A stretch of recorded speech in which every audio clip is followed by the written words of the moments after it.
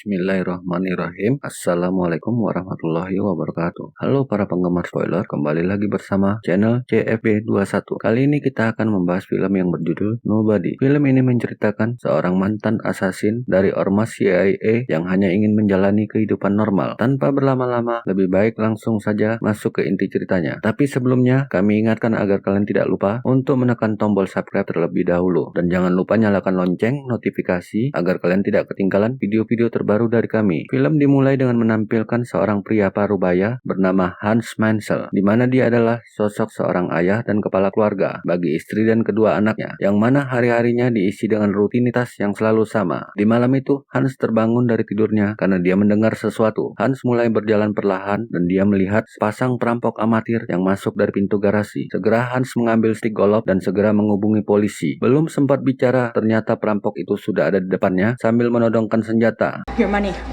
Cash. Now.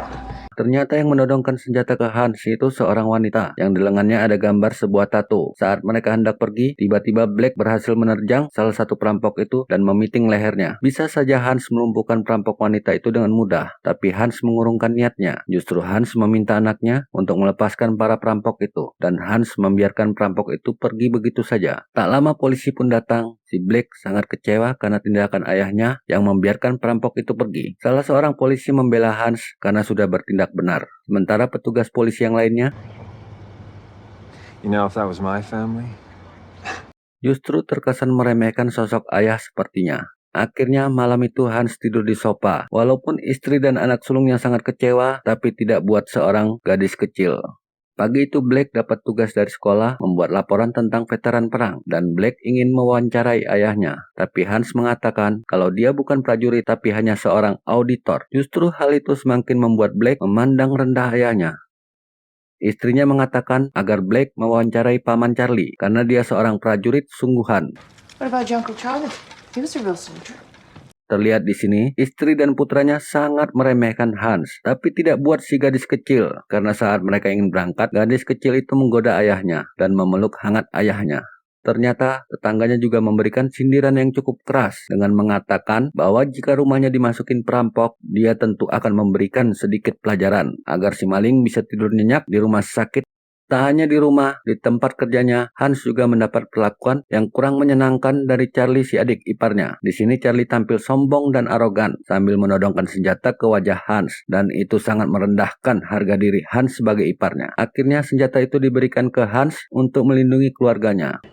So, keep my sister safe, bro. Ayah mertuanya bernama Eddie menanyakan kenapa Hans mau membeli perusahaannya. Di sini Hans menjelaskan kalau dia justru ingin agar ayahnya bisa menikmati hari tuanya. Saat di ruangannya, Hans segera mengunci pintu kantornya dan membuka radio tua. Ternyata itu bukan hanya sebuah radio semata, tapi itu radio komunikasi, yang dimana Hans sedang berbicara dengan Harry, adik angkatnya. Dari pembicaraan keduanya, maka mereka secara resmi sudah meninggal. Saat ini mereka menggunakan identitas baru, dan Hans menjelaskan soal perampokan semalam. Ternyata Hans sangat jeli melihat keadaan. Terlihat sangat jelas, Hans bukan orang sembarangan. So Smith & Wesson hadn't been shot in a long while. It was empty. Sepulang kerja, Hans singgah sebentar ke rumah panti jompo, di mana ayahnya Hans tinggal di sana. Di situ Hans sempat memandangi foto keluarganya, di mana di situ ada gambar Hans, ayahnya, dan Harry. Do you remember who he used to be, Hachi? I do. Setelah itu Hans segera pulang. Sesampainya di rumah, tiba-tiba gadis kecil kesayangannya kehilangan kalung kucing miliknya. In here, they couldn't have stolen that, would they? Segera Hans pergi kembali ke tempat ayahnya, mengambil senjata dan kartu FBI milik ayahnya. Hans mengatakan ada yang harus kulakukan, dan ayahnya menjawab, maka lakukanlah. There's this thing I gotta do. Then you best go do it. Hans menyusuri setiap toko tato dan menunjukkan gambar tato yang dimiliki si perampok. Di salah satu tempat tukang tato, Hans masuk dan menunjukkan kartu FBI-nya. Pak tua itu mengatakan kalau kartu itu sudah kadaluarsa. Your ID is a badge. Expired by about 20 years. Seketika mereka bersiap-siap untuk menghajar Hans. Dengan cepat, Hans segera mencoba menyuap mereka. Saat itu, Pak Tua melihat tato yang ada di tangan Hans. Pak Tua langsung berdiri dan kabur dari hadapan Hans.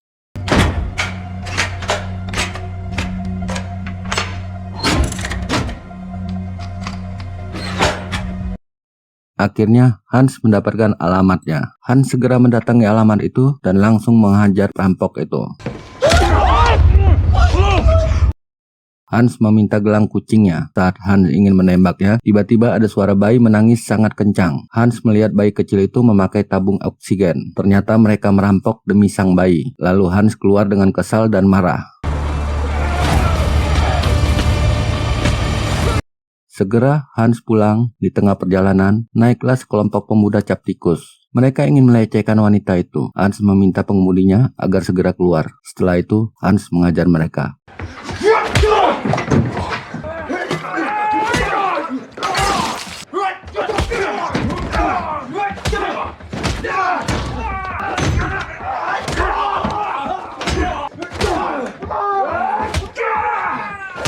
Tetap saja Hans unggul melawan banyak. Hans babak belur, tapi mereka lebih parah. Dan akhirnya Hans terlempar keluar dari jendela bus.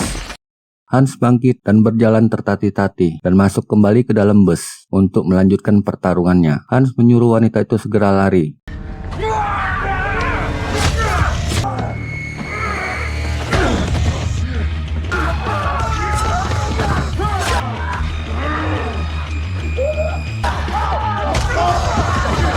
Di akhir pertarungan, pipa besi mengayun keras ke tenggorokan si pemuda itu.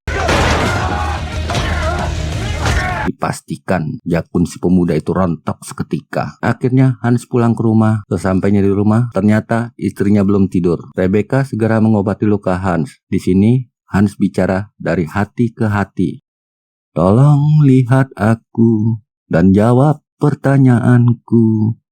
Mau dibawa kemana hubungan kita? Di sebuah bar, ada seorang pria bernama Julian. Setelah selesai bernyanyi dan menari, segera turun dari panggung dan menghampiri ke para kelompok mafianya. Dan di antara salah satu mafia lain, tidak yakin dengan Julian untuk menjaga uang mereka. Karena sebagai mafia Rusia, tidak pantas untuk bernyanyi dan menari. Akhirnya, Julian menghajar salah satu pengunjung bar di depan mata mafia itu.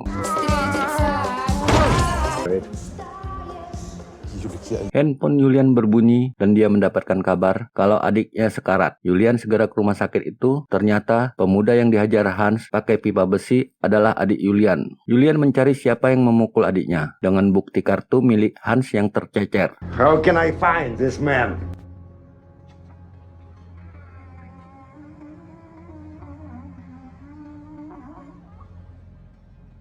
Pagi itu, Hans tampil lebih ceria, beda dari biasanya. Tak lama, Hans dihubungi seseorang, dan orang itu memberi peringatan ke Hans bahwa salah satu pemuda yang dihajar Hans, anggota keluarga mafia Rusia Julian. Hans disuruh segera menghubungi tukang cukur. Untuk mencari informasi, Hans pun pergi ke tempat itu. Di sana sudah ada pria berkepala botak yang dijaga ketat. Kita bisa menebak apa jabatannya si botak. Setelah melihat dokumen Yuli, sedikit pun Hans tidak merasakan gentar ataupun takut menghadapi mafia Rusia itu. Julian memerintahkan seorang wanita cantik untuk menghack kartu bis milik Hans, dan betapa kagetnya si hacker itu melihat data lengkap Hans. Begitu takutnya sampai-sampai wanita itu langsung mengundurkan diri tanpa pesangon. I'm out, no need to pay. Good luck. Saat makan malam, betapa kagetnya Hans yang melihat para mafia Rusia sedang menuju ke rumahnya. Hans tidak menyangka si mafia itu bisa melacak dia dengan cepat. Akhirnya Hans segera membawa semua keluarganya ke Rubana alias ruang bawah tanah, di mana mereka semua dibuat bingung dan kaget saat mengetahui bahwa ruangan itu memiliki fitur yang canggih.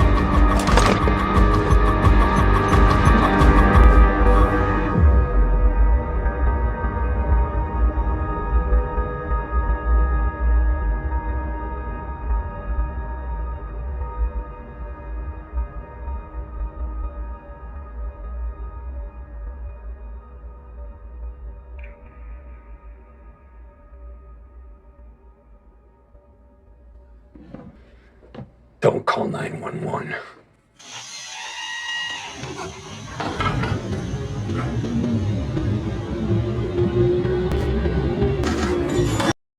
Dengan segera Hans padamkan semua lampu.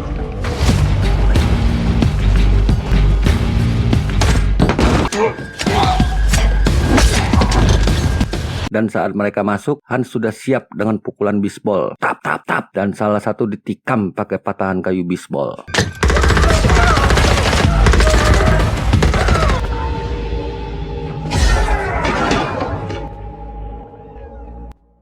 Akhirnya Hans tersungkur karena disetrum dari belakang.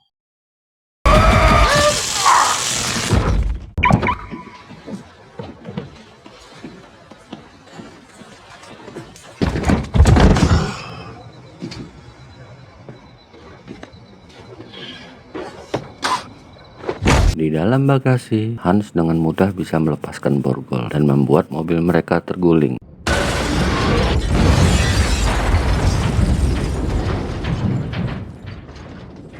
Yang membuat mereka tewas seketika. Hans segera kembali ke rumah dan membersihkan diri. Dengan tenangnya, Hans mengeluarkan mereka dari rubana. Istri dan anaknya kaget karena melihat begitu banyaknya jasad berserakan. Kemudian menyuruh mereka pergi. Karena masih bingung, istrinya Hans meminta penjelasan, tapi Hans berjanji akan menjelaskannya setelah semuanya selesai. Setelah mereka pergi, Hans segera membuka kotak simpanannya, di mana simpanan brankas itu berupa beberapa lempengan emas batangan dan beberapa gepok uang kontan. I know your boss sent you here, but you gotta know when to say no. Sementara itu, orang tua Hans didatangi dua orang mafia yang ditugaskan untuk membunuhnya. Saat-saat mereka hendak menembaknya, tiba-tiba David terbangun. Saat itu juga, mereka langsung terkapar hanya dalam hitungan detik.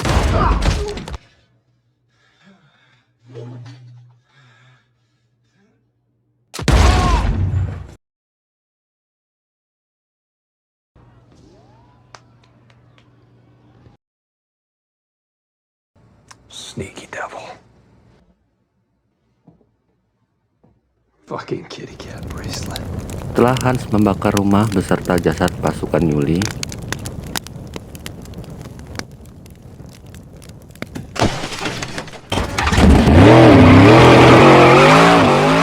Hans pun segera mendatangi ayah mertuanya untuk membeli perusahaannya dengan lempengan emas batangan. I'm buying this place. Hans pun segera menutup pabrik itu untuk sementara, dan Hans segera merubah pabrik itu menjadi tempat ribuan jebakan.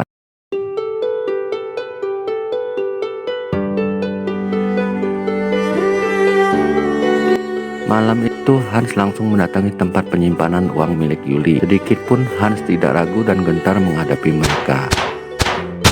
Dengan santainya, Hans membantai mereka.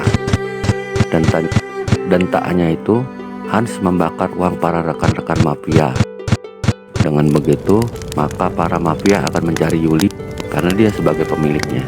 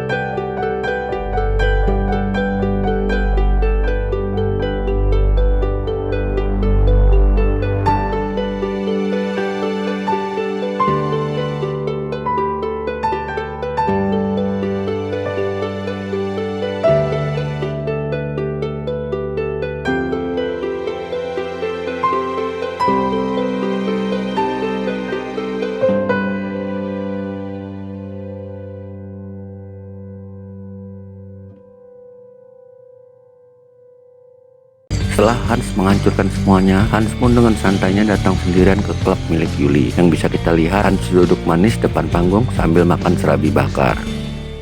Sedikit pun Hans terlihat tidak menampakkan wajah takut terhadap Yuli dan pasukannya. Justru Hans sudah mempersiapkan satu bahan peledak di atas meja itu, yang membuat Yuli meminta semua orang untuk keluar dari sana. Tanpa basa-basi, Hans mengungkapkan dia sudah membakar uang milik para mafia yang dipegang oleh Yuli. Hans meminta agar Yuli tidak lagi mengejar keluarganya dan meminta Yuli lebih fokus mengganti uang para mafia itu atau keluar dan kabur dari kejaran para mafia. Hans pun menyarankan agar Yuli berjualan cilok di kota Timbuktu. Saat keluar, Hans pun menunggu apa yang akan dilakukan Yuli. Hingga saat Yuli keluar, ternyata Yuli memilih lebih baik mati daripada harus jadi penjual cilok. Akhirnya terjadi kejar-kejaran dan mobil Hans pun habis diberondong peluru. Hans dengan sengaja menggiring Yuli dan anak buahnya ke pabrik miliknya. Saat sampai, Hans terpojok di depan pabriknya. Ternyata dari atas jendela pabriknya ada Harry yang segera membantu Hans. Setelah selesai, dari pintu nongol ayahnya Hans untuk membantu Hans. Ternyata ayahnya sangat merindukan aksi seperti ini. Sementara itu, Harry melakukan pertarungan jarak dekat setelah para pasukan Yuli berhasil menerobos ke dalam, di mana Harry berhasil melakukan tembakan 3 kepala dalam satu tembakan. Dan Hans menggunakan jebakan tikus untuk menembakkan peluru shotgun, dan dengan cepat Hans menembak mereka dari jarak dekat dan menghabisi mereka dengan meriam linggis yang sudah dibuatnya.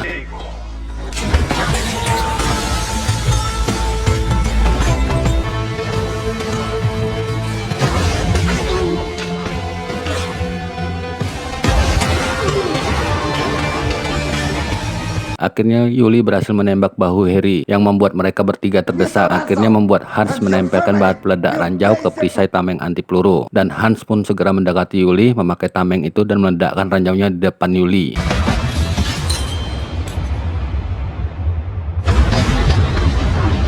Setelah semua berakhir, akhirnya Hans pun ditangkap dan diinterogasi oleh Komandan Andre dan Ibu Kiki, yang dimana mereka terkejut dengan banyaknya mayat yang tewas dan mereka bertanya siapa sebenarnya dirimu. Hans hanya menjawab nobody. Nobody.